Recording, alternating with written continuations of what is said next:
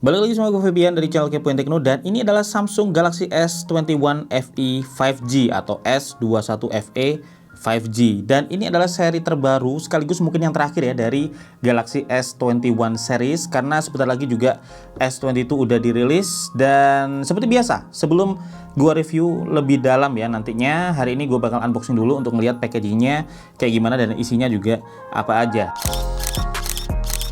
Jadi boxnya kayak gini guys, ini boxnya tipis banget ya, ini masih segel semua, dan ya ini udah pasti box yang dari HP yang nggak nyertain charger ya, karena setipis ini. Dan di sini dia boxnya putih polos dengan nih logo S besar banget di sini, dan untuk sisanya sih cuman tulisan Galaxy S21 FE 5G aja ya. Dan di sini kalau kita lihat di belakang nggak ada tulisan, biasanya ada fitur-fitur terbaik ya dari HP ditulis di sini, tapi ini nggak ada. Dan kalau kita lihat di belakang sini, nah ini ada detail unit yang bakal kita unbox ya. Jadi ini itu varian yang 8GB RAM, 128GB ROM, dan berwarna lavender. Dan Samsung Galaxy S21 FE ini udah dibuat di Indonesia. Jadi langsung aja kita buka ya untuk melihat kayak apa isi boxnya.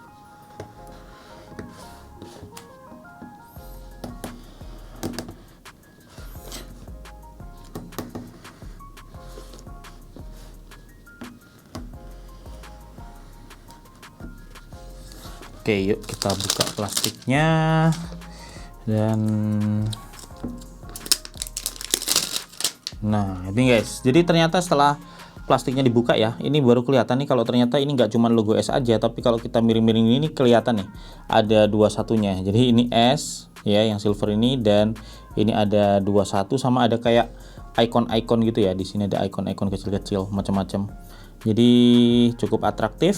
Kemudian kita coba langsung buka aja untuk boxnya ini. Nah jadi kalau kalian beli ini ya, itu bakal langsung dapat ini, ada detail emailnya, terus kemudian langsung disuguhin HP-nya.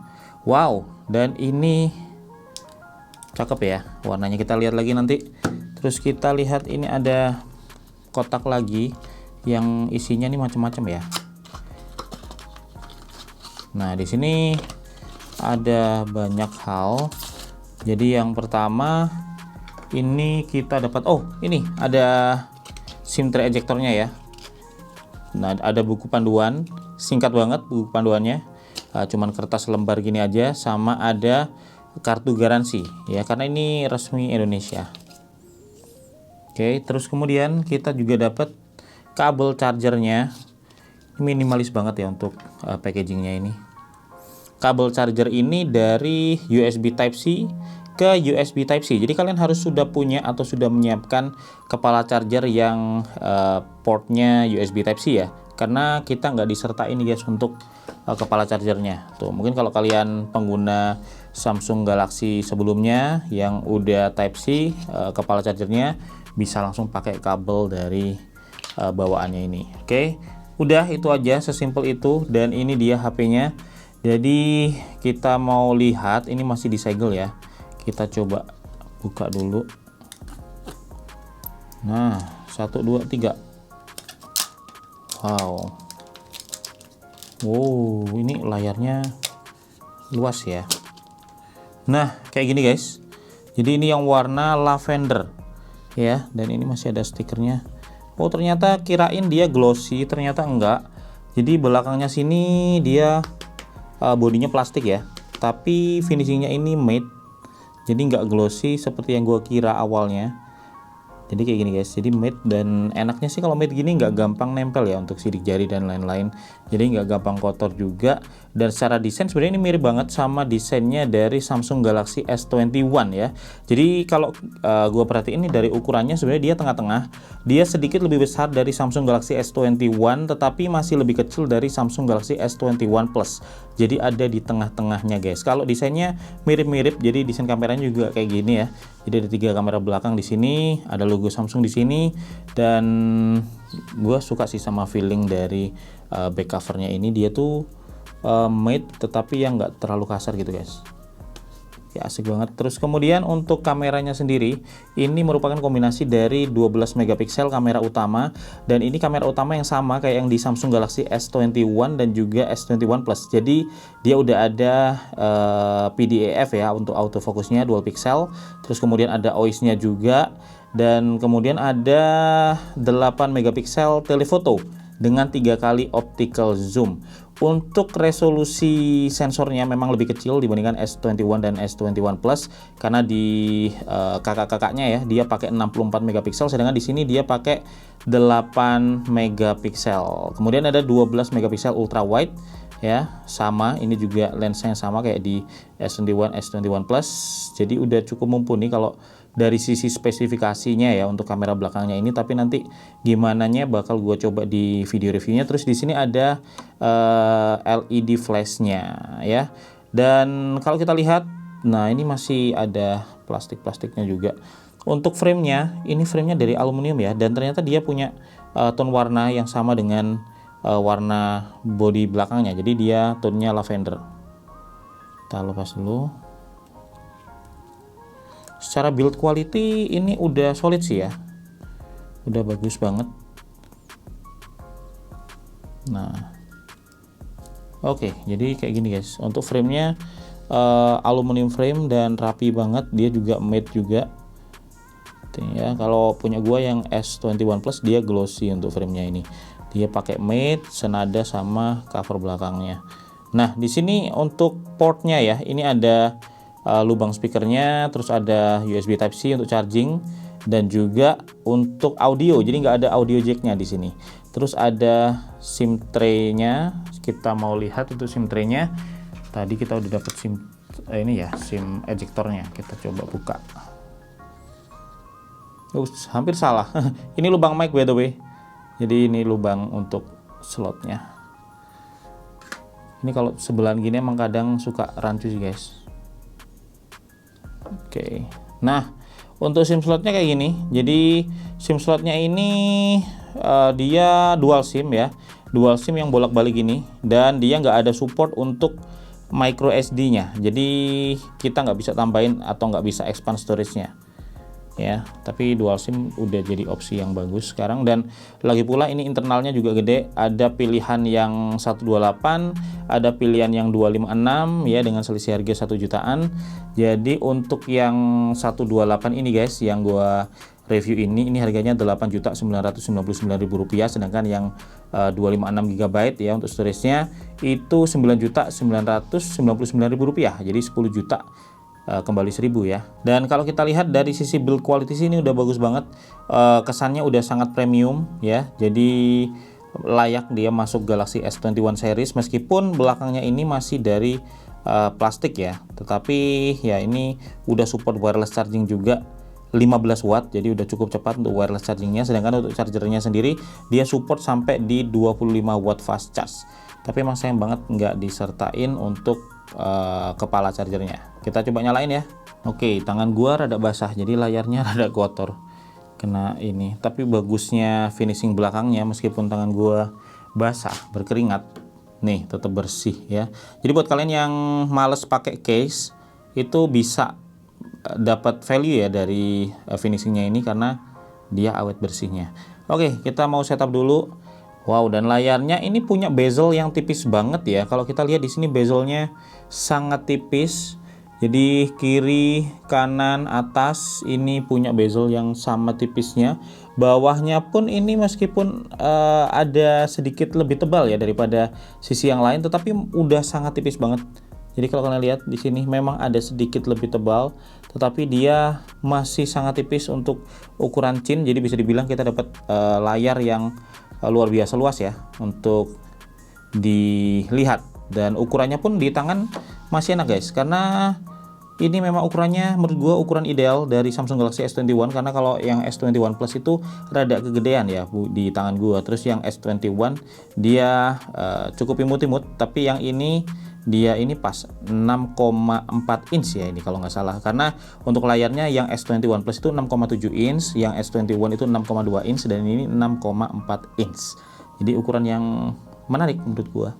Nah, untuk warna sebenarnya ada 4 pilihan warna yang disediakan oleh Samsung ya. Jadi selain lavender ini ada warna olive, ada warna graphite, ada warna white juga, dan ini menurut gua warna untuk yang lavender itu warna yang bakal disukai ya sama cewek-cewek karena dia kayak cute gitu guys. Tapi untuk cowok-cowok biasanya bakal lebih suka sama graphite atau juga white. Cuman ya terserah karena warna ini kan masalah selera ya. Dan kita lanjut untuk setupnya. Nah, ini dia untuk proteksinya ya. Kita disediain sama 5 opsi. Ada face recognition, ada fingerprint, dan ada pattern, pin, serta password. Dan untuk fingerprintnya dia udah di layar ya. Jadi kalau kita aktifkan dia pakai optical fingerprint under display. Kita coba. Nah, kita tinggal scan aja.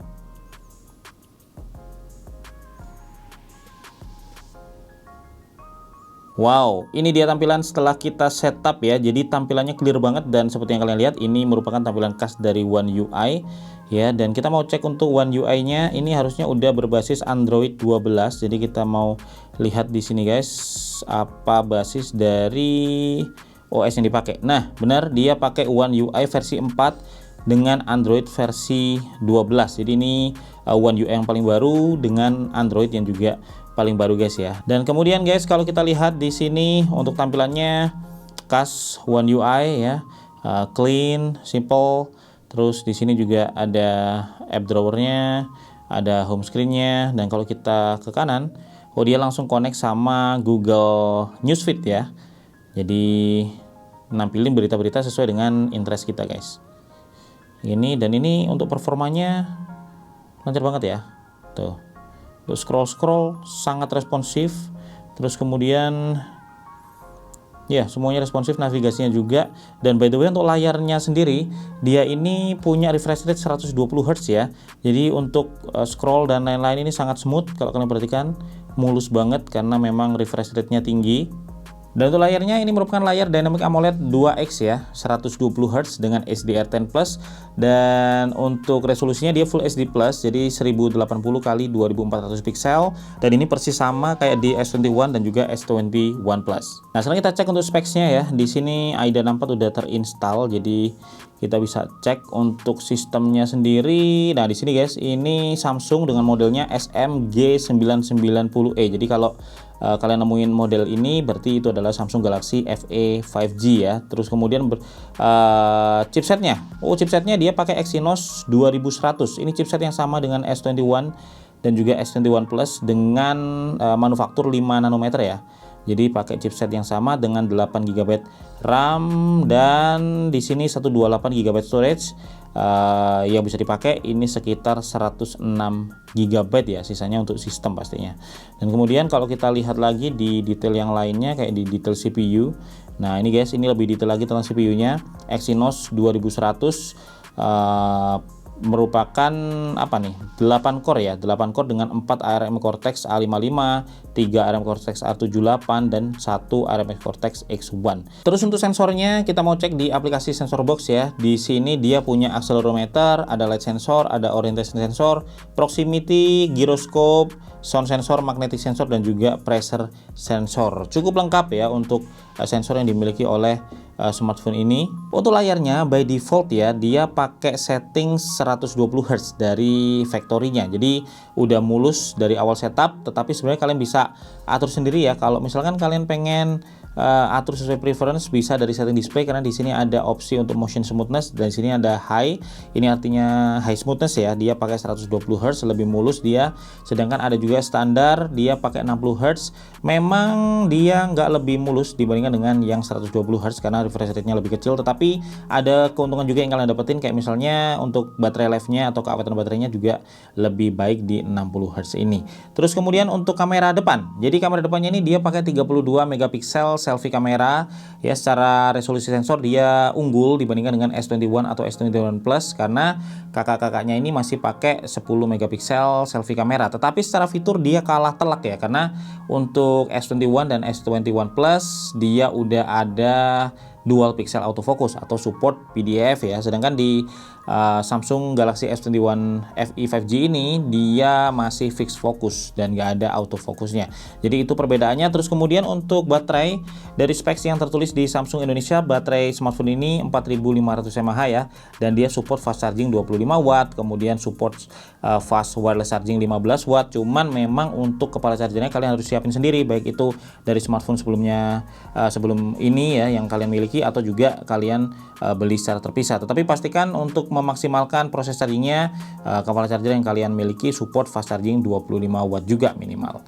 Jadi itu dulu yang bisa gue bagiin ya di video unboxing kali ini. Dan untuk hal-hal lain yang lebih detail lagi kayak performa gaming, performa harian, terus kemudian juga sampel-sampel kamera dan yang lainnya bakal gue bahas di video reviewnya nanti. Dan seperti biasa, sebelum video reviewnya rilis, kalau kalian ada yang penasaran ya tentang HP ini, kalian tulis aja di kolom komentar, mumpung gue belum bikin reviewnya. Jadi nanti di video reviewnya atau di video follow up-nya gue bisa jawab pertanyaannya atau juga jelasin dan ulas apa yang kalian pengen tahu dari HP ini. Jadi silahkan aja ditulis di komentar. Gue Febian dari Kepo Tekno pamit dulu guys. Sampai ketemu lagi di video Tekno menarik lainnya besok.